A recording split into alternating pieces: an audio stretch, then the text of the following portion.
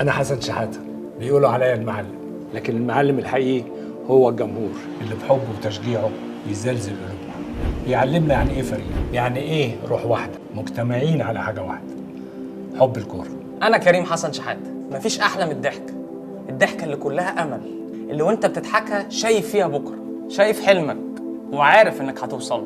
بحلم إن أكون جزء من الناس اللي بتفرح، اللي لما كنت صغير وبشوف تشجيعهم، التحدي اللي في عينيهم، بسمع صوتهم بحس بروحهم. كلنا فريق واحد بنلعب تحت اسم مصر.